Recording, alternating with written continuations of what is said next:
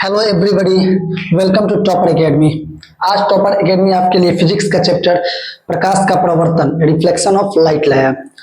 पहले हम जानेंगे कि प्रकाश है क्या। तो प्रकाश वह कारक है जिसकी सहायता से हम किसी वस्तुओं को देख पाते हैं। फिर देखेंगे प्रकाश एक प्रकार का ऊर्जा है। प्रकाश एक ऊर्जा के समूह में चलता है। प्रकाश एक समूह में चलता है जिसे हम लोग फोटॉन्स कहते हैं। और इसी थ्योरी को देखकर आइंस्टीन ने दिया था E बराबर mc²। देखिए ल्यूमिनस बॉडी और नॉन ल्यूमिनस बॉडी, प्रदीप्त वस्तुएं और अप्रदीप्त वस्तुएं।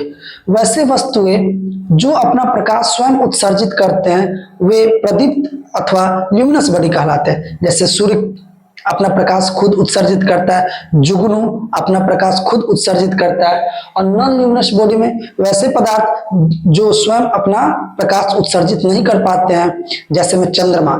चंद्रमा आप जानते हैं कि पृथ्वी का एकमात्र उपग्रह है जो अपना प्रकाश उत्सर्जित नहीं करता, बल्कि सूर्य का प्रकाश जब चंद्रमा पर पड़ता है और तब चंद्रमा के प्रकाश को चंद्रमा को हम लोग देख पाते हैं। देखेंगे फिर एक सरल रेखा पर चलने वाले प्रकाश को प्रकाश के किरण कहते हैं। एक सरल रेखा पर चलने वाले प्रकाश को हम लोग प्रकाश का किरण कहते हैं। प्रकाश के किरणों के समूह को किरणपुंज कहते हैं। किरणपुंज मुख्यतः तीन प्रकार के होते हैं: अपसारी किरणपुंज, डाइवर्जिंग बीम, अभिसारी किरणपुंज, कन्वर्जिंग बीम और समांतर किरणपुंज, पैरेलल बीम। फिर देखेंगे हम लोग पदार्थ के पारदर्शी पदार्थ होते हैं, अपारदर्शी पदार्थ होते हैं और पारभासी पदार्थ होते हैं। पारदर्शी पदार्थ वैसे पदार्थ जिनसे होकर प्रकाश आर पार हो जाए पारदर्शी पदार्थ कहलाते हैं। जैसे कांच हो गया, पानी हो गया। अपारदर्शी पदार्थ वैसे पदार्थ जिनसे होकर प्रकाश आर पार नहीं हो पाए उसे अपारदर्शी पदार्थ कहते हैं। जैसे लकड़ी हो गया, लोहा हो गया, इन सब चीजों से प्रकाश आर पार नहीं हो पाता है। और एक टर्म आता है पारभासी पदार्थ।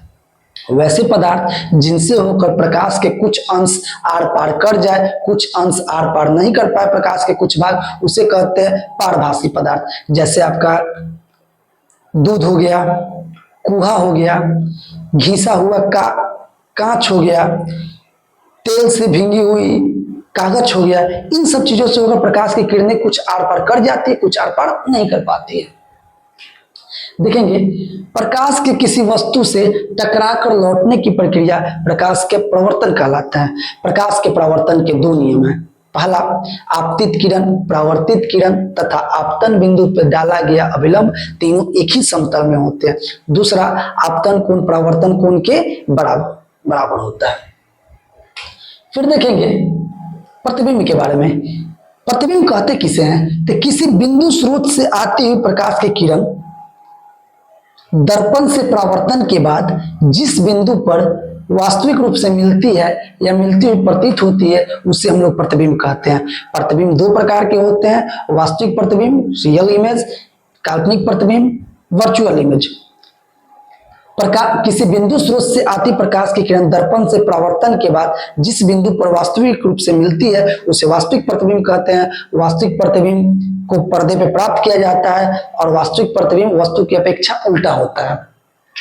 जबकि किसी बिंदु स्रोत से आते हुए प्रकाश की किरण परावर्तन के बाद जिस बिंदु पर मिलती हुई प्रतीत होती है, किसी बिंदु स्रोत से आती हुई प्रकाश की किरण जब परावर्तन के बाद किसी बिंदु स्रोत से मिलती हुई प्रतीत होती है उसे हम लोग कहेंगे काल्पनिक प्रतिबिंब यानी कि वर्चुअल इमेज। और वर्चुअल इमेज सीधा बनता है, हमेशा सीधा बनता है।